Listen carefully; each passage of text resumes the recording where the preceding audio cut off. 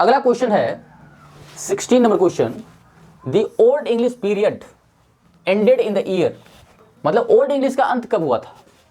तो आप लोगों को ध्यान रखना पड़ेगा, ओल्ड इंग्लिश का अंत हुआ था 1066 में, यानी 1066। तो इसका आंसर हो जाएगा बी। ये सब ज्यादा नहीं, एक बार देख लो सारे याद हो जाएंगे।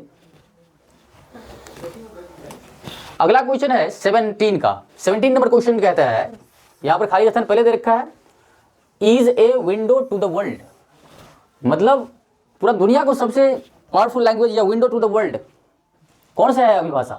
तो आप समझ लो भाई, अभी मैंने बताया था जैसे एक समय था लैटिन, अभी तो English has become a global phenomena.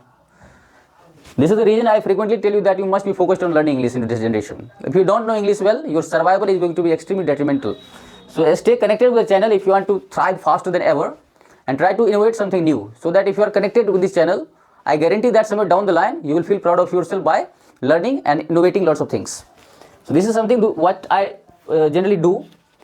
यहाँ पर क्या है 17 नंबर क्वेश्चन कहता है विंडो टू द वर्ल्ड, यानी पूरे वर्ल्ड का जो विंडो है अभी कौन सी भाषा काम कर रहा है? तो आप लोगों को ध्यान रखना, इंग्लिश ही है अभी इंग्लिश है जो ग्लोबल लैंग्वेज है। 17 नंबर क्वेश्चन का आंसर आपका हो गया डी, इंग्लिश।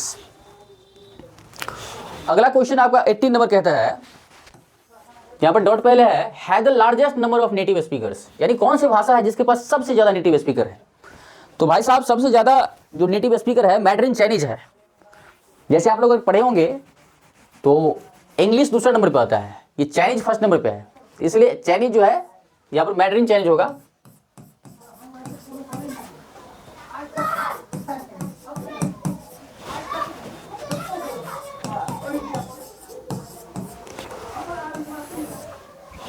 मैंड्रिन चाइनीज जो है सबसे ज्यादा लोगों द्वारा बोली जाती है, ये आप लोगों को ध्यान रखना है।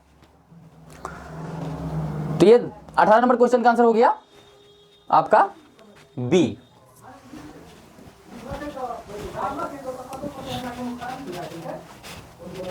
अगला क्वेश्चन है 19 नंबर, पहले ही डॉट दे रखा है, कहते हैं was a dominant influence on middle English, मतलब मिडिल इंग्लिश में सबसे ज्यादा प्रभावी, मतलब सबसे ज्यादा डोमिनेंट जो था वो कौन सी भाषा था?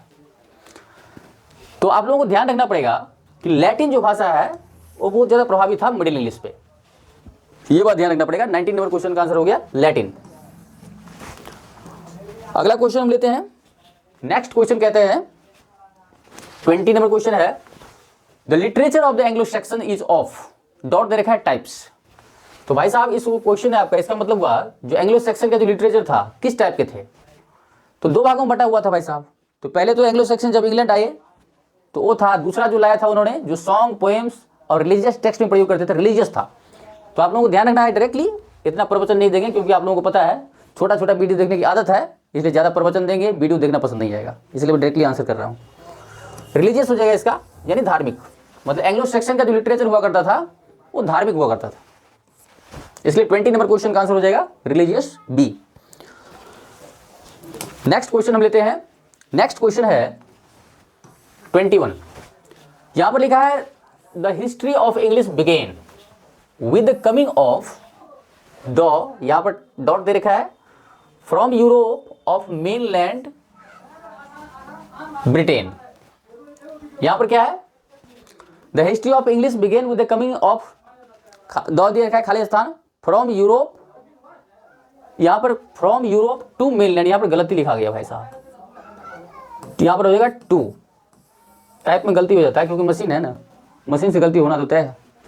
तो यहां पर question the history of English begin with the coming of the, dot दे रखा है, from Europe to mainland Britain, मतलब जो इंग्लिश की जो इतिहास है ये कब शुरू हो गया था? मतलब ये शुरू हो गया था एंग्लो सेक्शन के आने के साथ ही। तो ये आप लोगों को ध्यान रखना है, एंग्लो सेक्शन जब आया तो इंग्लिश की इतिहास शुरू हो गई थी। 21 नंबर क्वेश्चन जो है जिसका आंसर हो जाएगा ए। नेक्स्ट क्वेश्चन हम लेते हैं 22 का।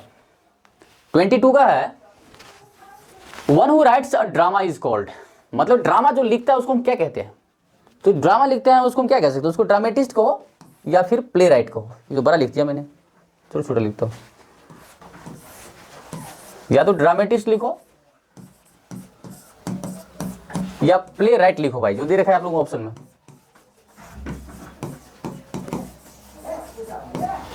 तो इसमें तो ड्रामेटिस्ट है नहीं, इसलिए आप लोगों को ध्यान रखना है, जो व्यक्ति ड्रामा लिखते हैं उसको कहते हैं प्ले राइट। 22 नंबर क्वेश्चन का आंसर हो गया आपका डी, प्ले राइट। देखते जाओ सिर्फ, और याद भी रखना, और नहीं याद रहता तो फिर से देखा करो। जब तक जिद्दी नहीं बनोगे तब तक कुछ सीखोगे नहीं भाई साहब।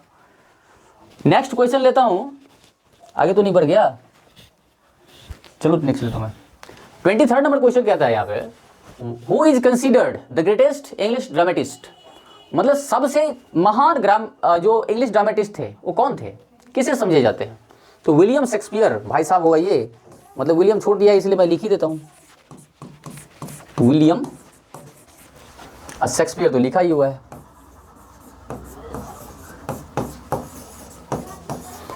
तो इस क्वेश्चन का आंसर आपका हो गया डी, शेक्सपियर कहिए या फिर विलियम शेक्सपियर कहिए, ये पूरा नाम हो गया। तो मतलब इस प्रश्न का आंसर हो गया आपका 23rd नंबर जो क्वेश्चन है, इसका आंसर हो गया आपका शेक्सपियर। नेक्स्ट क्वेश्चन हम लेते हैं, 24 नंबर क्वेश्चन कहता है, what has enriched the vocabulary of English, मतलब जो इंग्लिश की जो वोकैबुलरी है उसको बेहतर किसने बनाया है, कैसे अच्छा बना? तो किताब जो भाई साहब पढ़े होंगे उसको मालूम होगा, बोरोइंग, मतलब अलग अलग जगह गया और अलग अलग जगहों से इंग्लिश ने क्या किया, अपने लैंग्वेज में इनकॉर्पोरेट कर लिया, मतलब शामिल कर लिया। तो बोरोइंग, जो बोरोइंग है ना, इसी से इंग्लिश इनरिच हुआ है। तो ये आप लोगों को ध्यान रखना है। 24 नंबर क्वेश्चन का आंसर बोरोइंग बी होगा। अगला प्रश्न लेते हैं। अगला प्रश्न क्या